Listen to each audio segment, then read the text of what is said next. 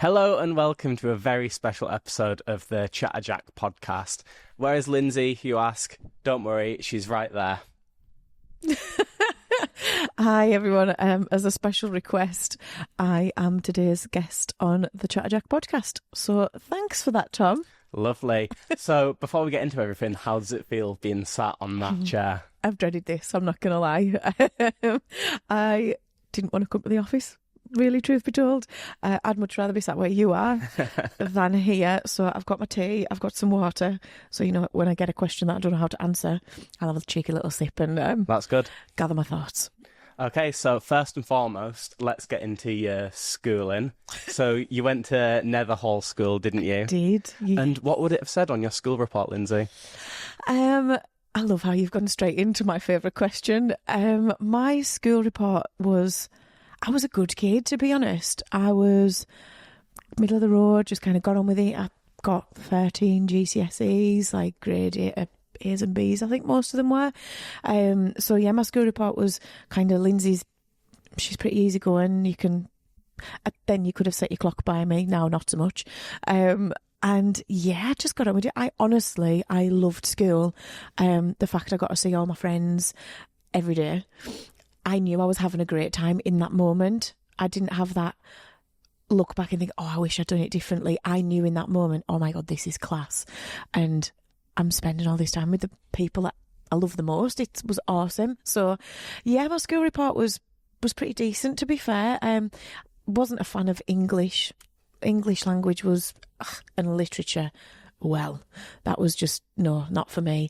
But I still managed to get by and get B's and C's in them subjects, I think. So, yeah, nothing really to report. I bet my mum's still got it. Honestly, I bet she's still got my school report. So the word chatty doesn't come up in that school report, does it? No, quite the opposite, which is, honestly, I think everyone would be really, really surprised. So I'm a naturally quiet person. I'm quite introverted. And at school, I was quite quiet and quite shy. I remember going to secondary school and my mum dropped me off, and before she let me out the car, I was like, how do you make friends? And I actually remember asking her that question because I'd been in a primary school where there was 18 of us, so we were in a village school, everyone knew everyone. My brother was like 2 school years younger than me, and we were village kids. I was like, how do you actually go and make friends when there's now like 1,100 people in this school? So I do remember thinking like, oh my God, how do you even do that?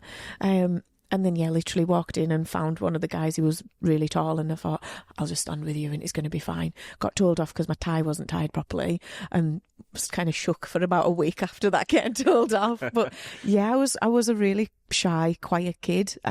Just got on with it, and I enjoyed school. I enjoyed learning. So I was never the chatty one. That was always my friends that were the ones getting into mischief for that. So jumping ahead a little bit, obviously everyone that knows you now, you're really outgoing, speak to a lot of people. When did that change? My mum says secondary school. I suppose if I look backwards and think about what got me to this point, so I've always played golf, and when I was in secondary school, I would go and play for the county junior girls. So that gave me exposure to people from all walks of life. So you can imagine golf is exactly how you think it is. It's a little bit pretentious. It's a little bit snooty. There's a lot of affluent people play golf. So me being from Maryport, Crosby, and going and meeting all these people, I'd never have had the chance to. And playing golf, you spend like 3-4 hours with these people. It's not just a cup of tea. You're playing a full round with them. Yeah. So I learned in that time, I think that's what I learned, is how to speak to people and how to read the room and how to adapt your communication style based on who you were talking to. So I think that was probably that chapter that I learned that. And then I don't know how this happened, but I ended up being in the school performance. So, wow. Yeah, I ended up being on the News and Start We did a show at school, and one of the lead characters dropped out. So the guy that was directing it all literally got on the phone to me and was like, Lindsay, I know you can kind of like sing and stuff, so can you come and be, what was I think I was Lady Marmalade in Disco Inferno. I was the bad guy, so everyone booed at me. I was like 16 or something like that. I was thinking, oh my giddy aunt, this is terrifying, but I just played to the character and just morphed into the bad guy. So I guess, yeah, that's probably where it's come from. And then coming throughout work and stuff, working in marketing and doing what we do, it's a very people job. Yeah. So I guess I've always had that background, and I worked in a shop while I was kind of finishing my studies and at uni. So again, speaking to hundreds of people in a day. Yeah, so I do definitely hit my word count on the daily. So after school, you had a great time, all your friends. Obviously, you're talking about communicating with people in marketing. But in terms of higher education, you didn't study marketing, did you? What did you study? So I left school, and I was like, right, I'm going to go to sixth form because I have no idea what I want to do when I grow up, and I still don't, to be honest. But I thought if I stay in education, it'll kind of give me a chance to go and explore a little bit, see what's out there, see what I want to do. And I was just so happy being in that moment, really, really present in that moment. So I did A-levels in business, maths and history. And I love history. I just love everything about it.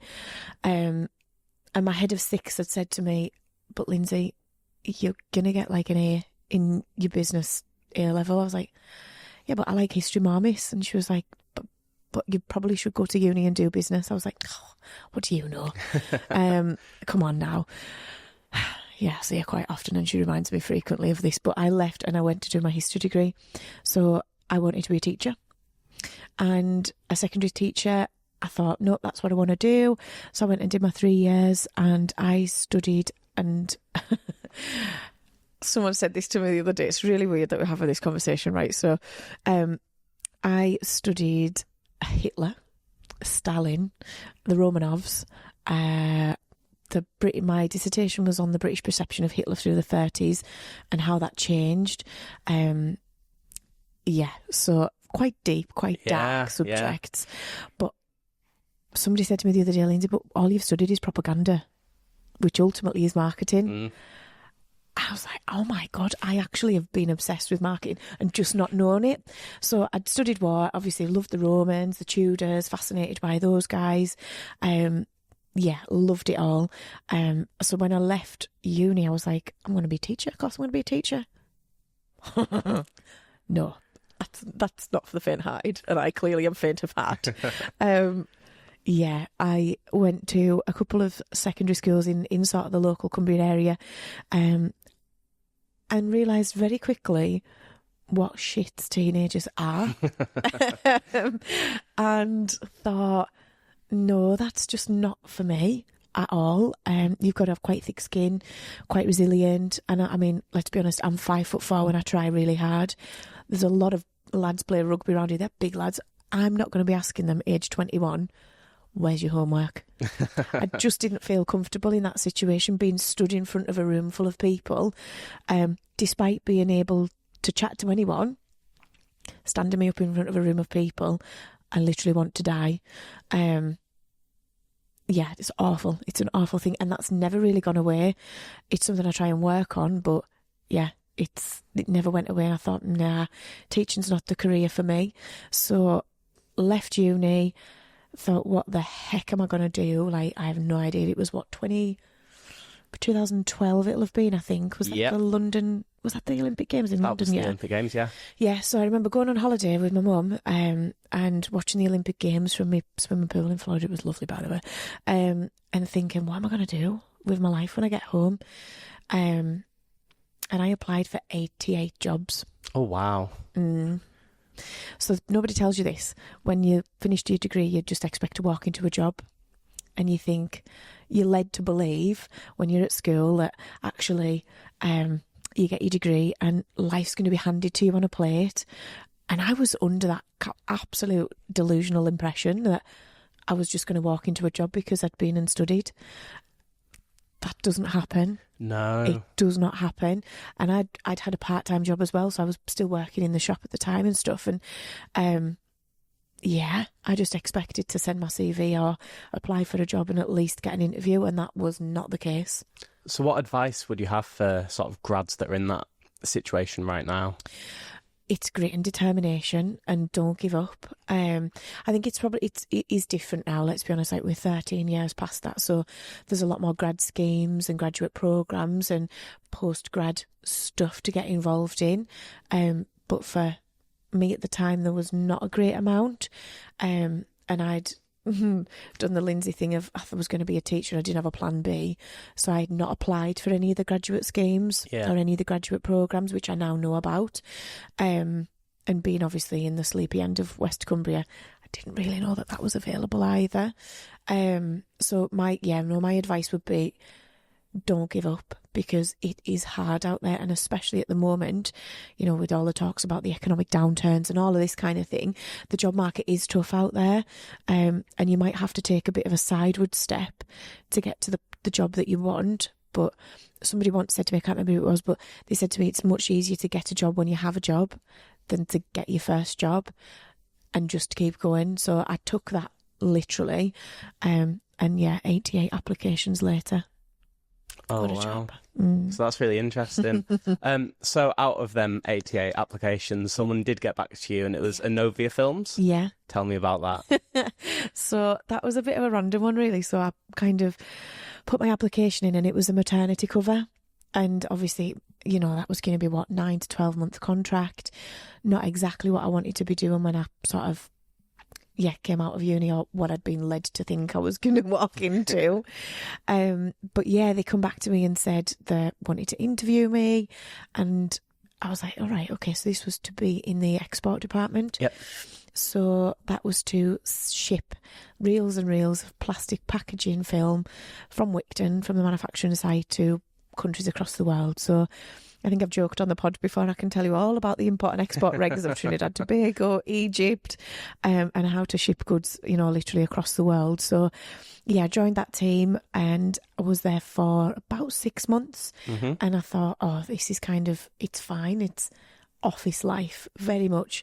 You're in your lane, you're in your box. This is the job. Not really much thinking outside of the box, if you will. You do this, and that's it. Again, got to speak to loads of people. So they had offices across the world. So there was the Italian office. There'd be some of the guys that would come and deliver collect the film would have offices in Germany. So it was quite interesting to be part of that team. But I knew that wasn't what I wanted to do for the rest of my life. Yeah, it sounds like you probably learned a lot of soft skills doing that, did you? Like communication and stuff like that. So then, after your time doing that maternity role, you got is it a trainee marketing job at Anovia? Yeah. So tell me about that, the start of everything. Yeah, so obviously I'd done business at A-level, and my marketing portfolio, it was my head of sixth form. She was the business teacher as well. So she was very much like, Lindsay, you need to be going to do marketing, you need to be going to do business, or something like this portfolio that you've produced is going to get you like straight A's in business. I was like, cool, but I still want to learn about Hitler and Stalin. Thanks, miss. So I didn't take any of her advice at all, but she used for the next 5 years my portfolio's examples to other students in the marketing, especially in the marketing segment. So there was an internal job came up at Anovia, and I was like, I really fancy that. No idea really what it involved, but also knew that there was going to be pretty strong internal candidate supply for that role. My maternity contract was kind of coming to an end, so I thought, well, I've got nothing to lose, really. I've got nothing to lose. I'll put my name in the hat and just see what happens. So it was a position, a lady had moved into a different team. She'd gone into the IT team and the business support team. So it was for her role. So they'd already had someone in post. They knew what they were looking for. And I applied and got a grilling. Ooh. A grilling. So I had to come up with the concept. I'll never forget this. Neil Banerjee, I'm gunning for you. he said to me, he was one of my colleagues, he ended up being one of my colleagues, Neil, and we had to create a campaign for a brand that didn't exist, but we had to create a brand. And he asked me across the desk, as I was stood there mid-presentation, we know I don't like presentations, and he said, hang on, I just need to stop this. If Marks and Spencer approached you to sell this for 5 million, would you? I was like, yeah. Like, without even thinking. And then he wanted me to go into why and all this sort of stuff, and I was like, I don't know, I just would. So yeah, Neil, he ended up being, as we're still in touch now. So obviously I joined the team. There'd been some really strong applicants, and I probably I think I ruffled a few feathers, them giving me that job. I was a complete rookie. I was 21, 22, fresh out of uni, no marketing qualifications, no background in marketing, knew pretty little about the business as well, because I'd just been working there for 6 months, sending pallets of film across the world. Didn't really know about the wider business as a whole. So they took a proper gamble on me and gave me that opportunity. And it was awesome. It was awesome. Looking back, I had such a good time. I was like 21, 22, and I had an admin assistant. Like, there you go. I think I'd made life. It was amazing. And she's fabulous. We're still in touch with her now, and she was like in her 40s. And I'm like, oh my God, this woman does things for me. This is a foreign, this is an alien concept. I didn't have to post anything. I literally didn't have to do a thing. She was fabulous. So yeah, it gave me an insight into bigger business as a whole. And it's obviously a B2B organisation. They're selling their film to other organisations and businesses across the world for packaging applications. And yeah, you got a real insight into how the marketing function in a business is mission critical. We were involved in everything from sending out the sample packs to getting when they'd completed a sale of a product, getting the actual physical product back in, using the film. We'd be involved with the R&D department, so they would research new applications for the packaging, the permeability of the film. I could tell you all kinds of really scientifically stuff, but then also kind of exhibiting as well, going to different parts of the world. They would ship containers full of stuff, and there'd be an exhibition in America, there'd be stuff in Germany, there'd be stuff in Australia. And for people that don't know, Innovia makes the polymer, the plastic that is in the banknotes that we have today, and it's also in multiple countries across the world as well. So that's not the only application they use it for, but yeah, it was really, really cool. Fantastic. Cool. So that was your sort of entry-level marketing position. Yeah. You've now worked your way up to the very top. Yeah. What advice would you give to someone that's looking to get into the marketing industry, that's looking for one of them entry-level marketing jobs? A great question. I would say find an industry that you like. Find something you're interested in. If it's an industry that you know, an industry you love, something you're passionate about, you're already halfway there. I think there's so many people go into an industry because it pays well, and they actually really resent 40 hours a week of their life. We don't work quite a lot of our life. So for me, if you find something you love, well, go and do that on purpose. And I think marketing's a weird industry at the moment, and we've talked about this quite a bit. I think there's a lot of automations, processes, things that are happening now without human interaction, and I worry that is actually then taking away those entry-level positions, because I learned the hard way. I had to do things, I had to go and find things out. I had to Google companies, then I had to go to LinkedIn and find out the sales manager or whatever. I had to manually do that process, whereas you can scrape things off the internet within moments now. So I think it's probably harder to find that entry-level position, but try a placement or go around it a different way. Go on work experience, take an internship, get a bit of exposure. The more exposure and the bigger your network, for me, the more powerful you then are able to be, because you've got connections, you know people, you can make stuff happen. So, yeah. So would a personal brand come into that as well?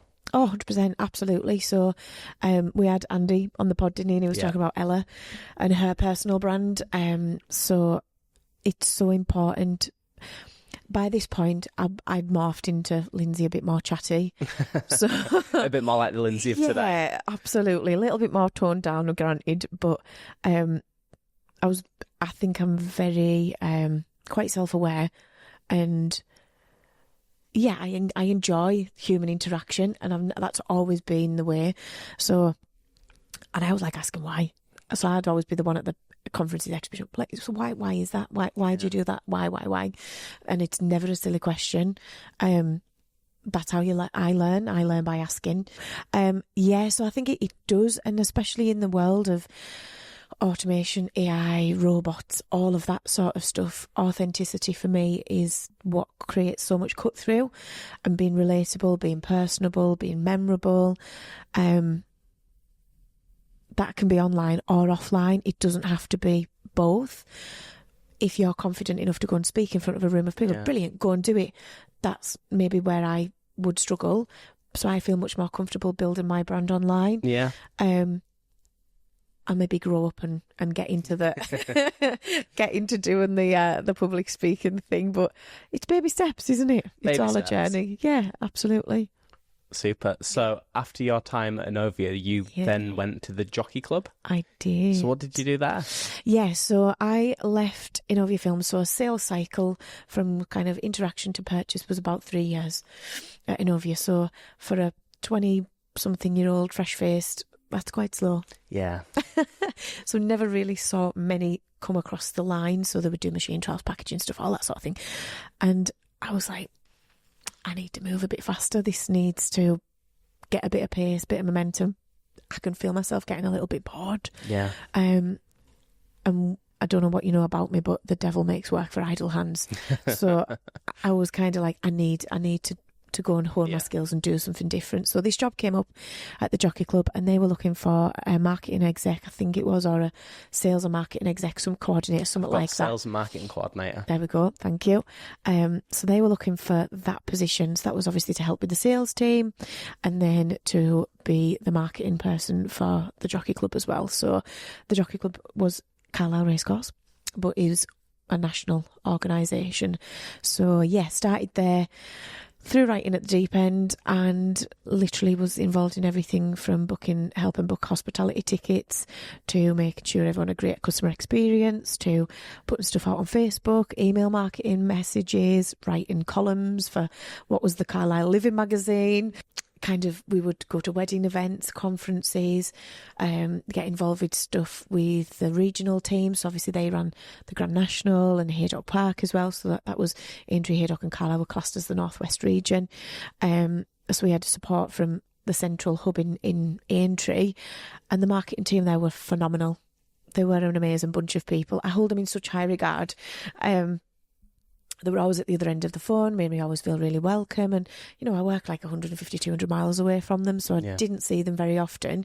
And this was pre-Teams era, so it wasn't like it is now. It would be an email or it would be a call. Pick up the phone. So yeah, they were really, really good to work with and work for. And I learned there was a guy called Mike in the team, Christine, Luca was head of digital, he was fabulous. I think James, he ended up going back. Worked with some pretty cool people that had been there a while or had been in the industry quite a long time and had a breadth of knowledge and experience, and got to go to London, met the social media agency, and that was a vibe. The digital marketing agencies that were working on it, the media buying companies, all of this sort of stuff. I was like, yeah, that was really, really cool. But no day was the same. No. So it sounds like there's some pretty influential people to your time there. Oh, yeah. Is there anything that you've carried with you from there that you sort of keep in your mind as you run in Chatterjack now? Yeah. So my boss at the time, she said to me, I'll never ever forget this, because two people have now said this to me. She said, you are one of the most morally aligned people I've ever met. If something doesn't align with your morals, you just won't do it. And I was like, no, I won't. You're absolutely right, I won't. And she said, even if it costs you your job, if you don't think something's right, you will not do it. I was like, no, I won't. And I'm still like that today. Yeah. I think I've got quite a strong moral compass of what I think's right and wrong. And I was talking to someone the other day about it, and I was like, but it then comes into what is your integrity, and makes you trustworthy. And I'm never going to change that, because it's hard to work with. We both know that. But it's what I think makes me. And yeah, people know that if Lindsay doesn't want to do it, she's not going to do it. And yeah, that's something I'm proud of, but also not maybe at the same time. I don't know if it's a good thing or not. Well, you hear the term like ethical business practices quite a lot. Is that something that's really important, like a key part of Chatterjack? Massively for me. You know, we make things complicated, and I remember when I first started Chatterjack, I found 3 lines, and it said, work hard, dream big and be nice to people. That's it. Yeah. And that's how I believe if we all ran the world, it would be a better place. We make it complicated. We get loads of statistical graphs and charts and quadrants involved and all of that sort of thing. But really, if you work hard, you've got a vision, and ultimately you're a decent human being, you're going to do okay, whatever you decide to do, whether that is run your own business, or you want to go into the arts, you want to be on stage in theatre, whatever that is, the rules apply for me across anything. So yeah, that's probably the foundations of what Chatterjack was built on. But I thought it was really funny that she said that to me. And then my next boss, I'll jump on my next boss, he said to me that I am one of the most tenacious people he's ever met. Sorry, Craig. And yeah, he said, I'm sure you don't hear no, you just hear not yet. I was like, yeah, I absolutely do. I absolutely just hear not yet. It's not the right time. It's not a no forever. It's just a not right now. Yeah. Fantastic. So then after a few years at the Jockey Club, you traded horses for horsepower and went to Lloyd Motor Group. I did, yes. I'd done about 2 or 3 years at the Jockey Club. And again, being part of that regional team, there wasn't really anywhere for me to go unless I was going to move to Aintree at that time. And that wasn't in my path. That wasn't in my plan. I didn't want to do that. I don't know why. Looking back, I'm like, oh, maybe I should have gone and given it a whirl. But I just didn't feel that compelled drag to want to go. So yeah, I saw the job advertised to be marketing manager at Lloyd Motor Group and thought, well, in for a penny, in for a pound. Give it a go. I got quite cocky at this point. I'd applied for the 88 in the start, and then I'd got the next job I applied for. So I was like, oh, well, let's see if we can make it a hat trick. I had a bit of swag about me at that point. And I did apply for another job as well, with the Cumberland. Oh. Yes. So I cast 2 lines and caught 2 fish. So I had to make that decision of which company do I want to go and work for.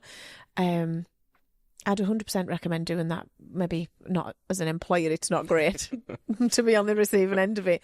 But as an employee, if there's more than one job that you're interested in, go and find out about it, because you're only going to get that dialogue by the people sat opposite you, and you're only going to feel like if you fit by having that conversation. It can be, you can see as many PowerPoints, you can read as many websites as you want, but a culture is a feeling, it's a vibe that you feel when you walk into a place. And for me, I felt like I'd have more opportunity to learn and grow my marketing knowledge with Lloyd Motor Group than I would have with the Cumberland at the time.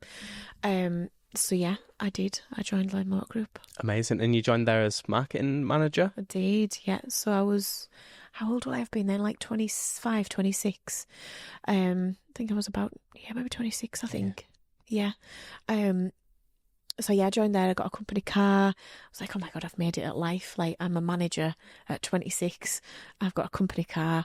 I've got my own house. I'm sorted. Like, I've made it. I've got my stuff together, and this is what I'm going to do. And I learned loads at Lloyd, like so much at Lloyd. There'd been stuff happening at home, so there'd been a lot in my personal life was going on, and in honesty and on reflection, I wasn't the best representation of myself when I was at that company at all. I found it quite a challenging industry to be part of. As you can imagine, the automotive world, the car world, it is quite a male-dominated industry. The majority of my team that I went to work in, it was a brand new role as well. I went to work in was mostly ladies. Okay. Yeah, so it was a very different dynamic than what I'd ever had worked in before. And obviously a new role. The role at the Jockey Club was a new role. So I was kind of like, oh, I'm just like the one they push out and just see if this flies.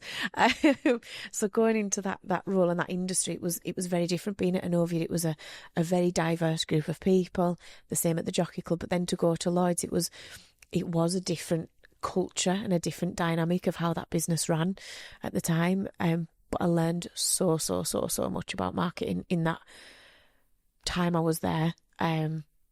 Wild. Huge marketing budgets. I will argue and say I had the coolest brands to work on. So yeah, I did have the coolest brands. I had the nice ones. And I loved it. I absolutely loved it. So we did everything from events to planning the county shows to there would be a sale event. So we'd get all the data. We'd be sending direct mail, text messages, email campaigns, running Facebook ads, running organic Facebook, social media stuff. We'd run Google ads. We were involved in a new website build, created television adverts, radio campaigns, radio ads, everything. Literally everything that went out came through our office, and it was a team of about 12 at the time, maybe slightly more, and there was some very experienced people in that team, great bunch of people, so fast. I'd gone from 3 years at Inovia sort of sales cycle to the Jockey Club where you could put like an email campaign out and some stuff on Facebook and you'd have tickets being sold, to then the car world where it was even quicker. It's that world does not stop for anybody, and it's relentless. You're on a 12-week cycle and you've got campaigns to run, you've got stuff to do, you've got the brands, the manufacturers to satisfy, you've got the heads of business to look after, you've got so many plates to spin. But I learned so much. Wow. So it's fast paced, yeah, big budgets, yes, lots of different functions. Yeah. Did anything ever go wrong with that? Yeah, fail hard, fail fast. So yeah, it was in the time where kind of GDPR was coming in. So this is how old I am. I worked pre-GDPR in marketing, and still in the print ads kind of world as well. So when I started, they would do like, an advert in the paper to sell the cars. It was, yeah, looking back, oh my giddy aunt, and paid a premium for it, a proper premium.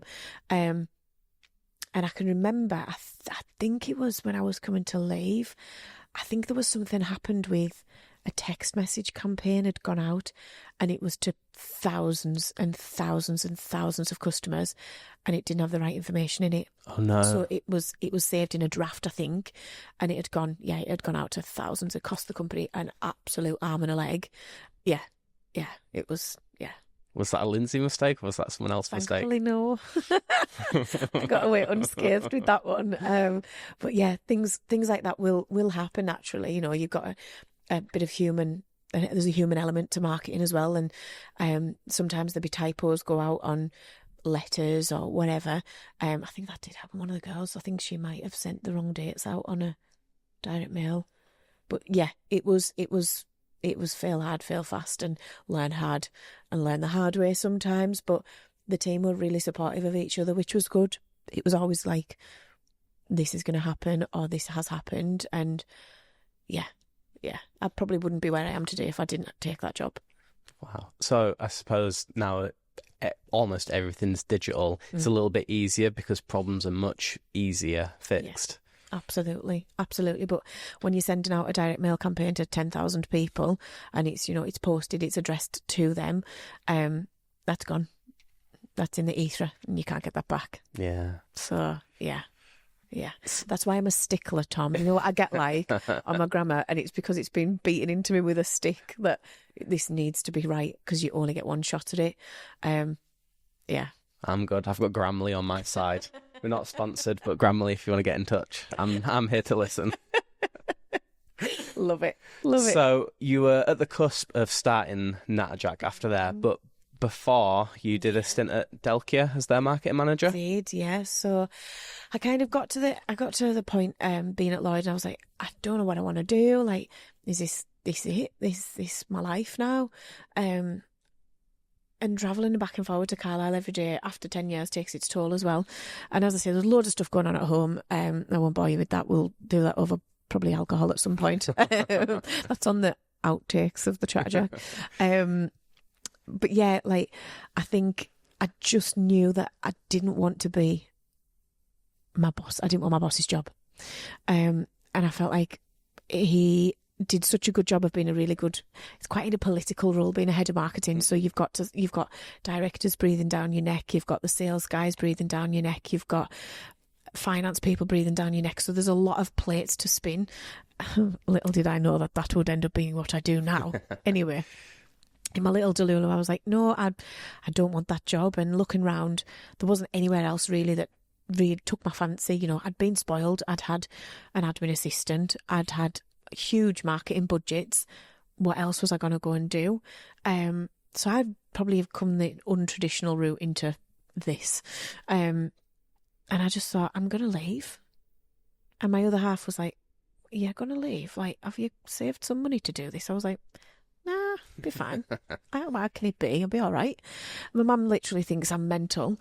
And I was like, no, I need to do it. It's an itch I really need to scratch.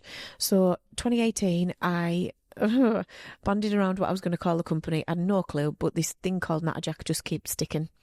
The toads, for people that don't know, Natterjacks are toads. They live on sandy areas. They're really rare. They're a bit of a protected species, I think. And they're on the golf course at Silliff, where obviously I play. And I just kept coming back to it. I was like, Natterjack marketing, Natterjack. Why not? So I registered the company, but because I didn't really know, and then kind of cacked my pants a bit, was like, well, maybe I should just take a job for a little bit while I set all this up, and panic at setting, like, got bills, got mortgage, all that sort of stuff. I was like, right, no, I'll take a job. So I applied and got the job with Kurt at, I think at the time they were on Cleatermoor. We were up on Leconfield at Cleatermoor, in this really weird sort of industrial unit with an office on the front and like a huge workshop space at the back. Okay. I was like, this is weird. That's a bit of a vibe change for you. Yeah, massive vibe change. So I'd gone from being in an office with like 15 people to 3. And by this point, I was probably getting to be the version of I was getting more and more like, where is everyone? What's the crack? What's the budget? What we're doing with this? What we're doing with that? Because I'd had all of that, that big budget, big spends, big campaigns, big ideas behind me. I was like, what am I going to do here? Kind of thing. So I stayed there for about 4 or 5 months, I think. And then we came to, did part-time stuff. We reduced it down, and I sat down with Kurt and I said, listen, I'm probably going to set off my own thing. I don't know what direction of travel this is going to take. We've rebranded the company. Don't really know what else is happening at the moment, so I'm gonna look to start this thing. And he was like, go for it, do it. So not long after that, he let us go, and here we are today. Yeah, so obviously Natterjack has gone through a lot of change since then. Yeah. Tell me about the early days. Tell me how it started. Yeah, how it started was I'm delusionally optimistic, let's be honest. And I think it's all going to be okay, but this is actually gone much further than I thought it would. I was very happy just working on my own, do my own thing, like obviously all this marketing experience, but really no qualifications in marketing. And I was kind of like, right, what am I going to offer as a service? So I had to start there and think, right, who am I? What do I do? What am I good at? What do I like doing? What's missing? And what's the gaps in the marketing world that I can offer as a service? And do people want it, basically?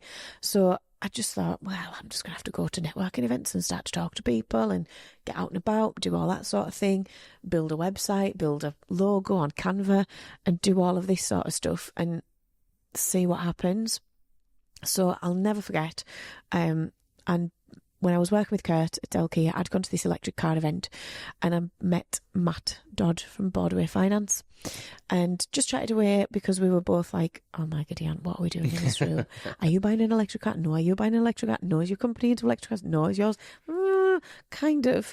So it was like this really weird exchange with, like, as you do, you know what it's like. And then we just kept in touch. So when I started out on my own, Matt's the sales and marketing manager at Boardway, and he was like, what are you going to do? I said, well, I've been in Lloyd's for so long. I feel like I can help the car industry, like, without thinking.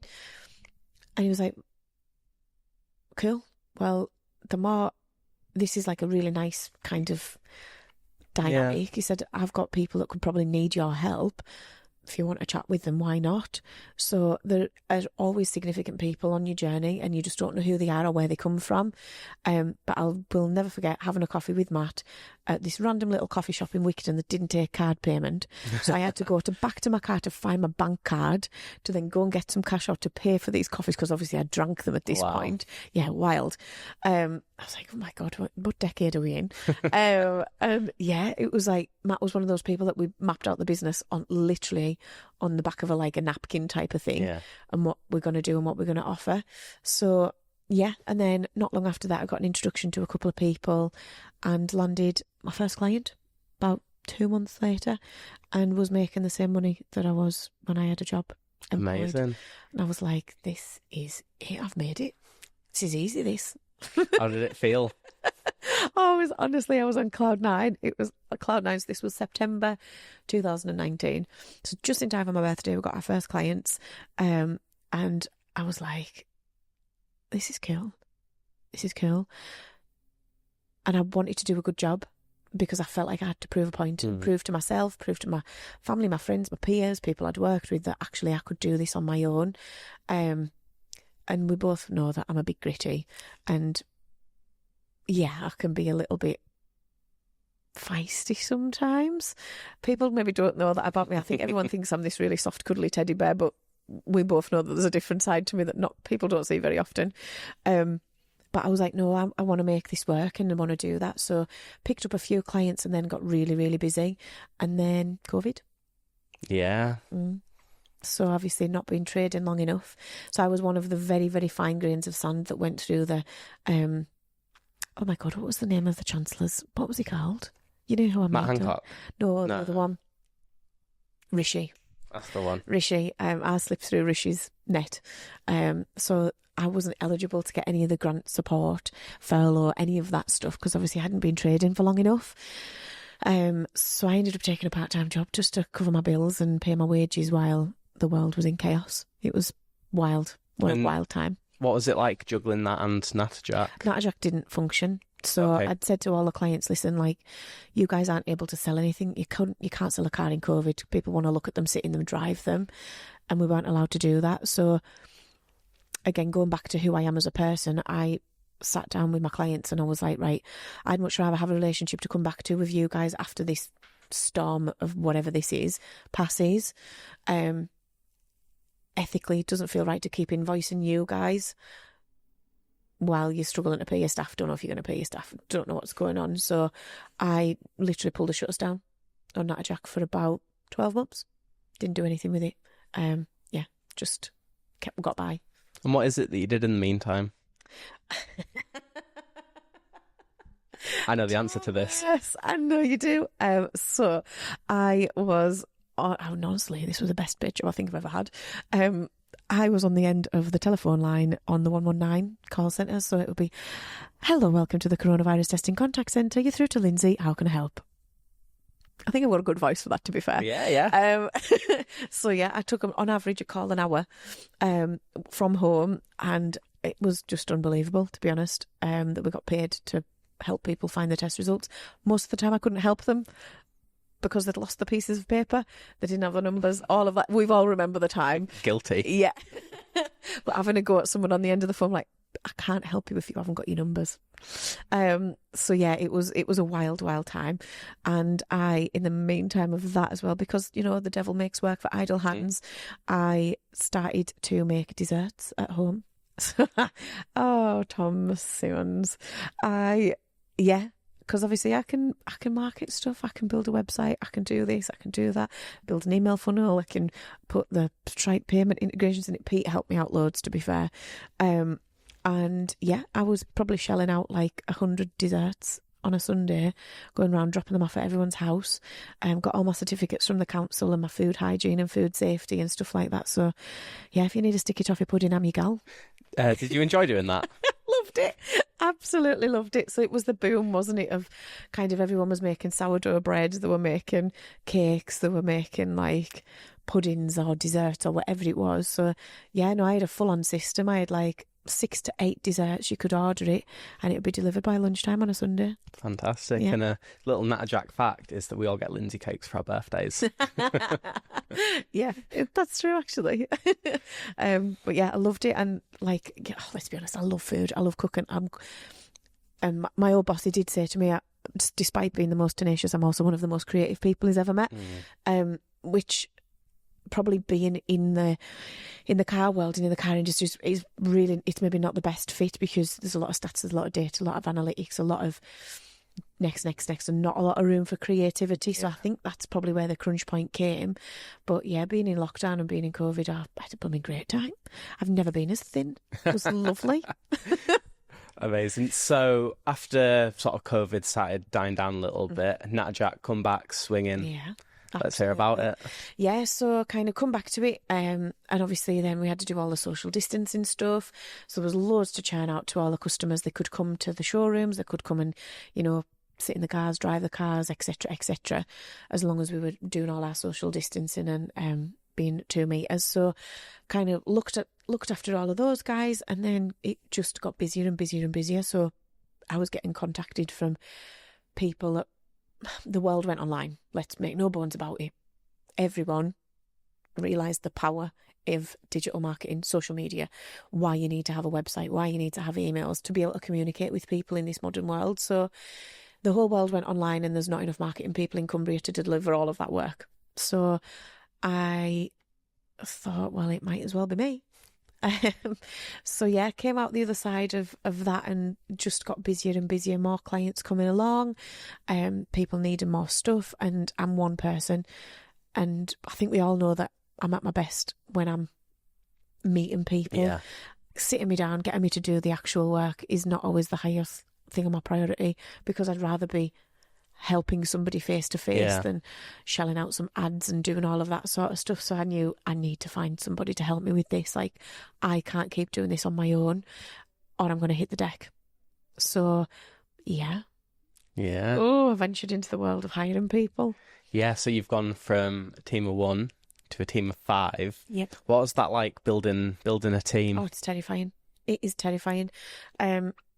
And it's not like what they tell you on TikTok. It's nothing like that. You go from, you know, it's all in your head. You run the business. I run the invoices. I meet the clients. I do the contracts. I run the Facebook ads. I run the email marketing. I help build a website. I've got all them contacts, and it's all sat with me. And then you have to let it go to other people. And until you do it, you don't realise how difficult it is to let go of what you love doing. And I do less marketing now than I've ever done, ever.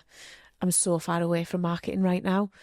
I'm not, but I am. Yeah. It's weird, because that's my passion. And this is what so many people that you see on TikTok, Instagram, whatever, LinkedIn, they all say business owners, entrepreneurs, people that start a business do it because they're passionate about the thing that they're good at. And then you learn how to run a business. And it's so true. 5 years ago, I was like, oh, what a load of rubbish. What a load of comments wobble their talk. But it's so true. And you've got to be prepared to learn every single day. If the day you stop being fascinated and interested is the day you should probably give it up. Yeah. Wow. So if there's an entrepreneur and they're wanting to scale up from just them to a team, what would you say to them?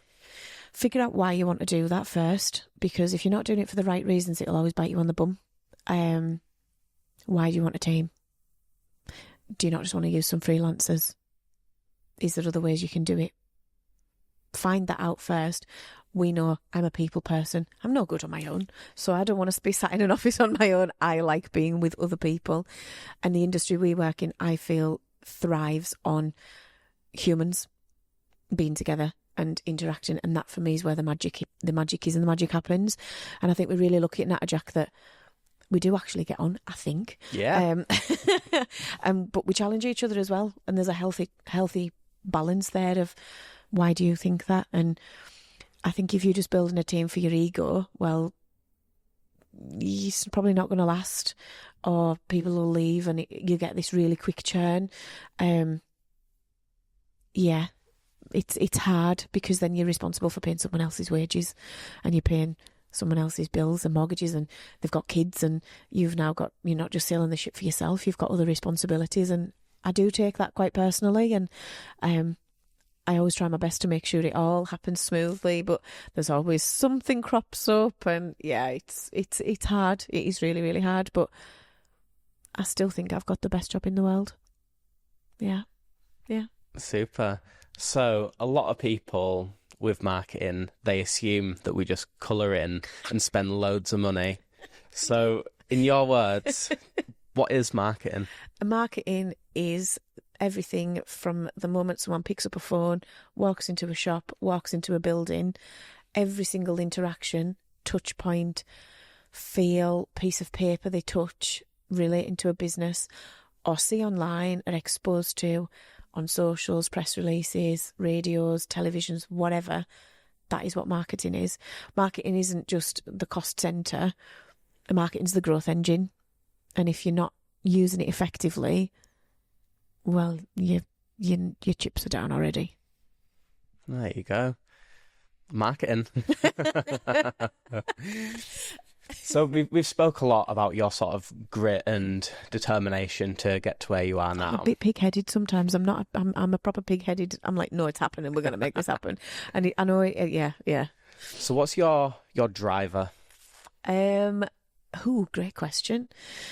I'm probably driven by the fear of failure, which isn't healthy. I know, but I think we live in such a small area and we live in such a small part of the world where there's, 500,000 people in the county. There's probably 500,000 people in a 2-mile radius in Manchester. So everyone knows everyone. And I think I never forget, my mum said to me, she was like, Lindsay, if you're going to do anything, you've got to be the best at it because your reputation precedes you. And she's not wrong. She is not wrong. And the standard I set, or we set as a company, is then what people grow to expect. And if they don't get that, then they're going to talk. And we live in too small of a part of the country to let that happen. So, listen, if we upped sticks and went and worked in Edinburgh, Glasgow, Manchester, London, I'd still lead with the same sentiments, but I don't think it would be quite so high up on our list of priorities. And I think there's a lot of companies out there, even locally, that forget that and lose sight of it, that actually, no, we all know everyone and everyone talks. And it's really, really hard because sometimes you do just want to say, oh, you've been a tatey pot, stop it. But you can't. Yeah. Yeah. That's, I think, the best bit about being in company, because everyone knows everyone, everyone can introduce you to anyone. But at the same time, one person has a bad experience and rotten apples spread fast. Bad news spreads faster than good. Yeah, isn't that the truth? Mm-hmm. Everyone knows everyone as well. Yeah. So have you ever dealt with, I know you haven't, I know that you've got a name for it. Let's talk about imposter syndrome. Oh, yeah. Yeah, Pissy Patricia. Am I allowed to say that? It's your podcast. Yeah, Pissy Patricia. Yeah, it's massive. Yeah, I get it quite a lot. I get it quite a lot. And it's not, I don't see it as a bad thing. I see it as okay, something's going to change. When it comes, I've tried to reframe it in my brain like, this is because something's going to happen and you don't feel ready for it yet. So you're getting ready for it. Does that make it? Does that resonate? So I feel like it's normally a growth, or there's going to be a change, or there's going to be an opportunity that I maybe don't feel ready for, or something like that. This is where the imposter syndrome comes from, because then the other side of my brain's like, well, who do you think you are? You can't do that. You've got no marketing qualifications. Who do you think you are? Well, you don't even like speaking in public. Blah, blah, blah, blah, blah. And it spins and it spirals. And I think we're really honest about it. There's a lot of people suffer and struggle with it. I'm just dead honest about everything. We know this, probably for my own detriment. But I think the more you talk about stuff, then the more you find your tribe and you find your people, and you're like, oh, so if when I ever feel like that, I can speak to X, Y, and Z because they get it too. They understand. If you hold it all in, you never get your people. You never find your tribe. So I always do, for right or wrong, wear it on my sleeve. But yeah, imposter syndrome is a killer. Like today, I didn't want to come to the office. Why? Like, it's not scary. I'm talking to you. We talk for... Yeah. A living. Yeah, don't tell Rosie. It's Friday. She's not in. It's fine. It's okay. We do what we want on Fridays. Mm-hmm. Don't tell the real boss.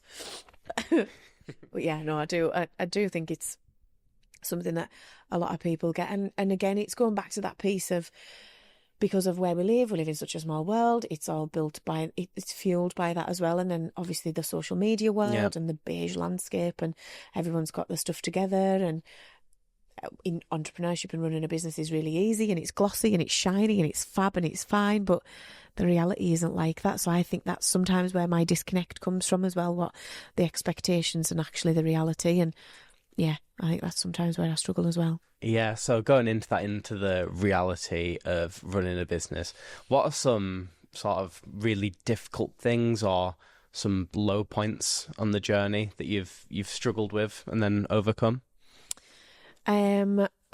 So there's a couple. There's quite a few, to be honest. Because everyone only ever sees the highlight reel. I had to sack people. And that's the hardest thing in the world, to let somebody go, because who I am as a person, I've then felt like I've failed.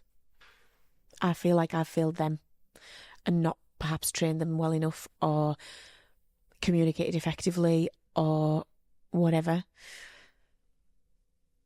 And I take it really personally, and it's the worst thing in the world. It's awful. And we all know I'm a crier, a chronic crier. When I get angry, when I'm sad, I just love a good cry. And to not do that and to be the leader is really hard. I do it when I get home, and it's tough. It is tough. And yeah, I wouldn't wish it on anybody really, but to sit opposite somebody and you know, say, this isn't working, and I don't think it's working for you, and I don't think it's working for us, is hard. But more often than not, I've had back the other way, I think you're probably right. And so that does make it a little bit easier, like this much easier. Yeah. But it's difficult. It's not everybody's made for every job. And what the reality of a job is sometimes not what you think it is. This is why in an interview I am honest, and I tell people I'm hard work. The job is sometimes a bit shit. Clients can be tough and difficult and challenging. There can be a drama outside of the office door that we've all got to deal with as well. There's internal politics going on. There's all sorts happened. Yeah, it's not all a straight line. It's a squiggly line, but you learn about yourself as well if you're gonna embark on this journey of owning a business, running a business, leading in inverted commas. You've got to put your head above the pavement and be prepared to be shot at, because it is hard. It is hard. Yeah. But it's not all doom and gloom, is it? There's some great things. Oh, the highs are highs, the lows are lows. The highs are like, oh my God, I could like jump off the top of the Eiffel Tower. I'm so happy. But yeah, the lows are lows. And that is what you've got to buckle up and prepare yourself for, and figure out why you want to do it. Because it ain't for the faint-hearted. Probably being a teacher would have been a lot easier than this. But yeah, the highs are the best. Honestly, like we've won awards. We don't know what. Like I wasn't even there, but you guys have won an award. Yeah. Do you know what I mean? Like it's absolutely phenomenal, and what that does for the team and the morale. And it's like, oh, that's absolutely amazing. And we've won new clients, and we've got this contract, and we're going to do this, and we want to explore international opportunities, and we're going to do whatever. But then, oh my God, we've got to do this first. And it's being able to balance that, but not lose. I think what I've learned is I need to separate Lindsay business from Lindsay human. And that I find that hard because I'm not two people. Yeah. Yeah, I can imagine. Have you had like a pinch me moment? Yeah, loads. So I've been invited to Westminster to my graduation ceremony of what am I trying to say? The Chartered Institute. So because I got my chartered status, I've been invited down to the ceremony, and it's in Westminster, and I'm like, really? Really? I'm going to Westminster? So that's really, really cool. Walking into a pub and somebody saying to me, "You're Lindsay off Natterjack." Like, it's wild. And I'm like, yeah, who are you? It's insane. It's like, it's pretty bizarre. Yeah, but I feel so supported as well at the same time. So there's a load of pinch me moments, like probably, yeah, we've got the awards, we've got the office. Like, I forget to look backwards. I do forget to look backwards and say, oh my God, we've come all this way. But maybe it's something I should do a bit more often. Yeah, 100%. Yeah. So going from looking back to looking forward, Yeah. where do you see the future of marketing going? Because even in the last 3 years with AI, it's changed substantially. Massively. What do you think it's going to look like in another 3, 5, 10? Honestly, Tom, I have no idea. I really have no clue. I think I was reading something the other day, and it was about how we've gone from doing very strong brand, kind of the same sort of stuff, building a brand, doing press releases, doing out of home stuff, putting billboards up, doing telly ads, doing radio stuff, and expecting that to work in the now different age that we live in. And it's much more multifaceted than that. So how customers find a business, if you're a D2C, B2C organisation, how they find your product is very, very different than what it was even 2 years ago. And I think that there's going to be a pop in socials at some point. I think that's got to come to a head. I don't know what that looks like, but was it you the other day was saying that YouTube is now being banned for under 16s in Australia? Yeah. So I think there's going to be a cap on usage. I think the TikTok American debate will continue to ping pong back and forward. I think that events, people, building a community, building actual physical, getting people in a room is making a massive comeback. Yeah. And I think that will continue. I think that stride will continue. Pop-up shops, I think, will be massive. Customer experience will be huge, but in a physical sense, not so much in the, oh, I've got an automated email marketing journey. Everyone expects that now. What they maybe don't expect is that you've gone to the pop-up store, they've put your details in, and they're like, oh, hello, Tom Simmons, it's your birthday tomorrow, here's a gift. That sort of thing. I think my forecast is we get more there. More personalised. Yeah. More human. Mm. Not personalised. I'm going to go more human. More human. Mm. Yeah, I think we need that because everything seems so robotic at the minute. And if you look at social media, the trends that they're seeing at the minute, you know, we've got the polished era and the clean girl, soft girl era is coming to the end. Like, we've got now Kate Moss is back on our TVs. I went to see Oasis. Everyone stood in a field smoking cigarettes, behaving like it's the early 90s, like as if nothing's changed. So I do think that the messy middle's coming back. I think it's coming back. I love the messy middle. Same. And I've said this before, I've seen my first goths. Where have they been? Are they back? Yeah. Loads of them. Have you ever seen a goth driving a car? No, they're always walking. Yeah, I know. You'll never see a goth driving a car. Oh my God. There you go. Fun fact, guys. Fun fact. Yeah, you're right. It's because they roller skate about. Roller skate, skateboard. Skateboard as well. Yeah, with the fans. Yeah. Amazing. So moving on from that a little bit, I always like it when you ask this question, and I always like the responses.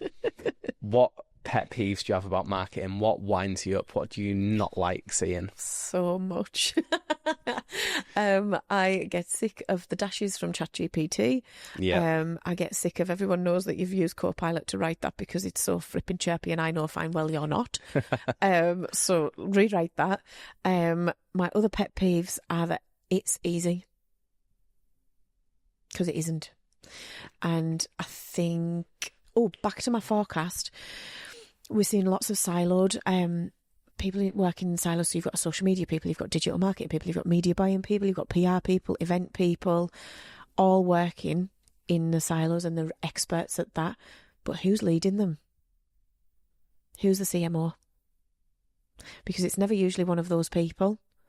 It's someone with a broad brush understanding. Yeah. So back to your question before about if you were going to get into marketing, try and get a view of everything. Because I think if you want to progress and progress your career, understanding all of them facets and how they then function, the challenges the specialists have will really help you out. So then fast forward to this question of my pet peeves is that everybody's an expert. Yeah. No, they're not. You've took an online course for 6 weeks that you've downloaded from YouTube or Instagram, and you're an expert. You've never had to run a campaign. You've never had to deal with the backlash, like all of that. Yeah, that's probably my biggest gripe. And it's really hard to build an agency. I would have had a much easier ride just being a freelancer and doing this on my own. And yeah, I think the perception and the value of marketing, what it does, also hacks me off no end. So you've got me on one now. Look at you. Yeah, you really have. I get really hacked off when, I'm just going to say it, accountants are the one dishing out business advice. They look at numbers that have happened in the past. They're not looking forwards. They have no idea what's coming down the hill, and they charge you hundreds and hundreds of pounds an hour for the privilege of a coffee. Whereas they're not really going to help you grow your business. They're there to count the pounds, count the pence, count the taxes, make sure it's all legal, legitimate, and all that sort of stuff. There are obviously specialists that they are the growth people, but as a function and as an industry, marketing are the people that can look and say, right, okay, this is the strengths of the business, these are the opportunities, this is the political threats, this is the economic threats, this is the world as is. Okay, how are we going to make your business grow and move forward with that? That ain't going to come from going to the accountant, but people expect it, and I really don't know where that comes from. Yeah. I really, really don't know when we put them on that pedestal. I don't know, but that's my biggest pet peeve. And you've got a theory as well about marketing people and numbers people in the same space. Oh, they shouldn't be in the same space. They should not be in the same space. They're not friends. They're not friends. Marketing people spend money for a living, and finance numbers people, they count it. So they are never, you'll very rarely find a finance person that will say, okay, you're in a bit of financial difficulty, you need more clients, spend your way out of it. They don't say that to you. They'll tell you to get rid of some people or cut back here, cut back there. But the stats prove and show that actually, especially right now in a bit of an economic sticky situation, but companies and businesses that spend and invest in marketing come out the other side miles ahead of their competitors. And there is the stats and research out there to prove that. But finance bros won't tell you that. So to finish off, I'm going to ask you your favourite question. Thomas Simmons. I'm going to try and pin you down to choosing. If you were leaving school and you're wanting to get into marketing specifically, okay, would you go to uni or would you choose an apprenticeship? I don't know. So, because I'm a historian and I can always see a balanced argument, I can see both sides. And it's hard to give an answer without my bias. So I think there's so much opportunity out there, and it depends what you want to go on and achieve at the end. If you want to work for Saatchi and Saatchi, well, you need to move out of Cumbria. If you want to set up your own company, you might want to stay, you might want to go somewhere else, learn the craft, and then come back. It's definitely depends on the person and what you want to achieve out of your university experience. But in honesty, the cost of going to university right now would tip the scales for me to do an apprenticeship or a degree apprenticeship and study while I earned. But I've still no qualifications in marketing, Tom. It's different. It depends what you want, and it isn't the same for everyone because not everyone's starting from the same start point. They're not all stood in a line. Everyone's got different points that they're starting from. So if you want to go for the experience of university, well, then you need to go. If you need to scratch that itch, you need to go, because that itch will come back in 5 years' time and you'll wish you'd gone. That's where I'm at. So, yeah. Does that answer your question? Yeah. In a Lindsay fashion. I'll let you have that one. So that's the end of my questions. We do have some questions that have been sent in. Oh, God, no. From Rosie from various schools. They're all called Rosie from all these different schools. I hope she's been kind. She's always kind. So, as a woman in business, a lot of MD positions are men. How have you sort of navigated that? How do you feel about that? I have a real gripe with this. So I don't class myself as a woman in business. I just have a business. Full stop. That's, if you perceive me as a woman in business, that's on you, not me. I'm a human. I don't think that's a thing. And if you want to create that differentiation, that differentiator, you're always going to have it. Yeah, I know that there's inequality in the workplace. Yeah, I know all of that stuff. But this is my ship. I get to sail it. So I feel quite strongly about this. Learn the rules of the game and play the game. There you go. Do you feel like growing up in Cumbria has limited you in any way? Yeah, massively. The opportunities just aren't there, Tom. So, you know, you could go to Manchester, for example, and you've got hundreds of agencies. You've got huge national, international brands on your doorstep within a 5-mile radius of, you know, Media City, all that sort of stuff that happens there. The opportunities are bigger, but I would say the competition's stronger as well. So back to my mum's point of, if you're going to stay, you've got to be good. You've got to be good because the competition, the opportunities aren't as free flowing is what I'm trying to say, but then you're able to be the best if you're good. Whereas to be the best elsewhere is hard, really hard, because the competition is massive. Yeah, for sure. We spoke a little bit earlier about golf, and how that sort of helped you develop your communication skills when you were younger. Yeah. Has it helped you grow the business now?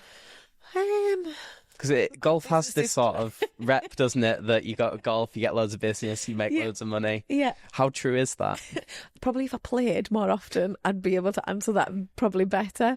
I haven't played loads, to be honest, in the last few years. Just time in my own headspace, and how you need a lot of room in your head to play golf to the standard I expect of myself. So it is my first love. It will always be. I think yes, because probably back to Rosie's question and point, I probably will be the only woman that goes and plays. And I know fine well, again, I will walk in there and I'm probably better than 80% of the blokes there. I'm like, I back myself, which is one of the only settings that I will, by the way. But yeah, But it happened not that long ago. I went down to Carden Park and I went and played, and there was 50 blokes, and well, there was 49 blokes and yours truly. But I did send a message ahead and say, listen, I'm aware that I don't want to make anyone feel uncomfortable either. I told you before, I'm self-aware enough to do that, and some guys don't feel comfortable playing golf with a woman, with a girl, whatever. And I don't want to put somebody in that position. So I messaged the guy who'd organised it and said, listen, just be mindful. I'd hate for that to happen, because we're all going there for a good time and to network and make new connections. And I think, yeah, golf's on the horizon. More golf's on the horizon. I'll take it for the team. Go golf.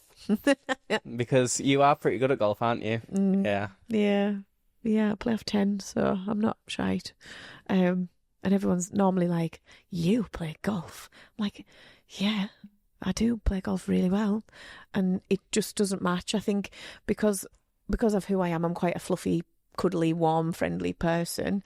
I think people don't know that I've got all these different layers to my personality and things I do, and I probably don't shout about it as much. And I'm just don't sometimes feel the need to. Yeah. All right, well, fantastic. Thank you very much. They were easy questions from Rosie at various schools. They were. from Rosie at various spills. Well, thank you very much for agreeing to appear on your own podcast. Oh, God. It's actually, do you know what? I've actually enjoyed it, and I have no idea what it's going to come out and sound like, but yeah, it's been a good journey. Thank you. Yeah, I appreciate it. Thank you. And thank you very much for listening. We're very much looking forward to showing you the next season of the Chatterjack Podcast. Please like, share, and subscribe, and stay tuned for the next episode of the Chatterjack Podcast. Bye. Thank you.